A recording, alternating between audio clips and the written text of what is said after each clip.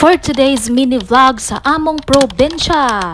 Dinhi sa among probensya pagkabibuha kay karong adlaw nakahuna-huna mi nga magbinignit kay sa usa ka tuig kausa lamang usab kami magluto og binignit. Ang nakanindot og ang nakabibo kay kaming tibuok pamilya magtinabangay gid mi sa pag-asikaso. Mao nga lingaw kaayo mi sa among mga gipangbuhat ug among pagalutuon karong adlaw. Daghan og rikados ang sagol sa amo ang binignit karong adlaw. Mao nga kinahanglan kita magbunot og lubi kay di man gid mahimo ang binignit kung walay lubi o hatuno.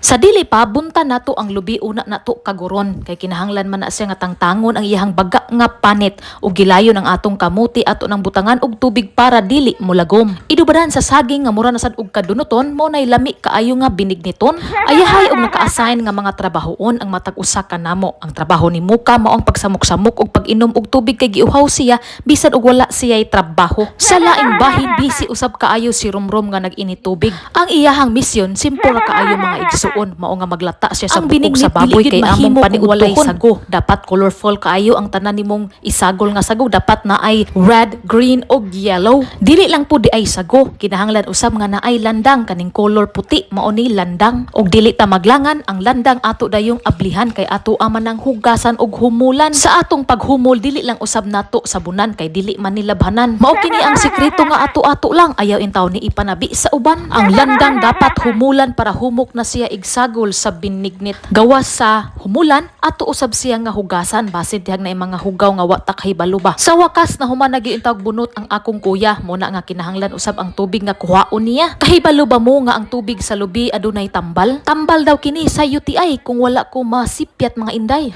Mao nga ang lubi amo kining bahin-bahinon para ang tanan dili ma-UTI. Nabuak na gid intawon ang tanang mga lubi, mga upat ka lubi ang amo ang gikuan, gibuntan og amo ang giandam para kaguron og isagol namo sa among binignit. Hala, di ta maglangan ato nang sugdan ang kaguran. Si Rumrum ang bulahan kay siya man ang napilian nga kinahanglan siya ang magkagud ug mogamit sa kaguran. Samtang usab siya nagkagud, nagpadayon ang akong mga igsuon sa paghimo aning pagpanit aning mga kamuti, saging ug uban pa. Ang akong misyon mga higala pagkasimple ra gid intawon nga kinahanglan ang sago akong limpyuhon. Nalingaw intawon ako kumot-kumot aning mga colorful kaayo nga sago kay lanlain og color bang makalindot kay maka-heart man kaayo sa akong mga mata. Samtang si mama ang iyahang gikalingawan mao ang pagpanit ug paghiwa sa saging. Hinog gyud nga saging ang among isagol para makadugang siya sa tamis ug lami kaayong kaunon ug higupon. Pagkahuman og panit sa saging ug sa kamuti ato dayon nang hiwa-hiwaon aron dili ta matunlan igkaon. Pasensya kay sa among kamuti kay nilagom man gihapon. Nahala ang kaldero itak-ang na.